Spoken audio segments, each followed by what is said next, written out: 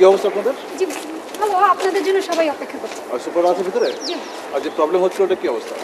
Problem তো একটু আছে, তার জন্যই তো আপনাদের আসা। আমরা ইনভেস্টিগেট করতে আসছি। জি জি। তো ওকে মিস্টার চৌধুরী, আমি যেটা জানলাম আপনার কথায় সেটা হলো আপনাদের একটা ইন্টারনাল প্রবলেম সৃষ্টি হয়েছে। আপনারা পরস্পরের প্রতিদ্বন্দ্বী হয়ে তৈরি হয়েছেন।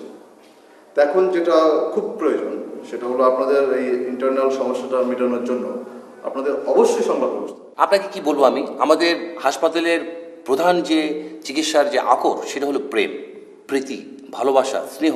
এগুলো থেকে আমাদের বর্তমান যে সুপার আছে সে একটা জেলাসি থেকে এগুলোকে বন্ধ করে দিতে চাচ্ছে, যে কোনো ধরনের প্রেম, প্রীতি, ভালোবাসা, স্নেহ চলবে না এই হাসপাতালে। এবং আমরা এটা দেখেছি যে এই হাসপাতাল অচল হয়ে যাবে এই চিকিৎসায় টনিক যদি না থাকে। এবং সেখানে সে আমাদের দুটো পেশেন্টকে সে উল্টো পথে হাঁটিয়েছে। ওয়েল মিস্টার চৌধুরী, আমি আপনাকে বলি যে আমরা সবসময় ফ্রিডম এবং ডেমোক্রেসির পক্ষে।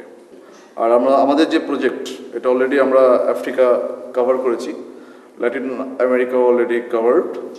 আমরা এখন কাজ করছি এশিয়া নিয়ে। এশিয়া যে মেন্টাল পেশেন্ট আছে এই বিষয়ে যারা কাজ করছি তাদেরকে আমরা কোঅপারেট করার চেষ্টা করছি।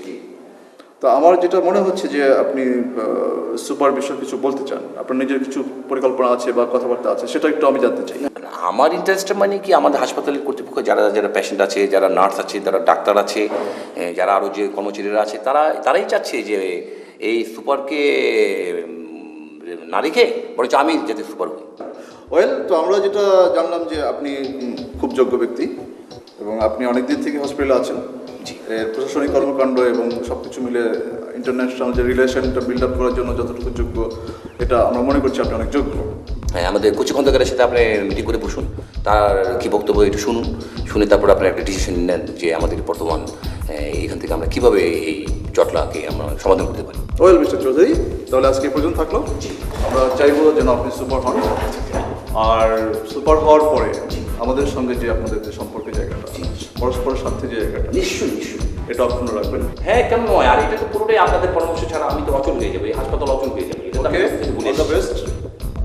ভাবমূর্তি এবং মেন্টাল অধিকার আমরা এই যে হাতে হাত রাখলাম, জি, আমরা চেষ্টা করবো আপনার জন্য কিছু করার জন্য। অনেক ধন্যবাদ। ওকে, গুড বাই। অনেক ধন্যবাদ।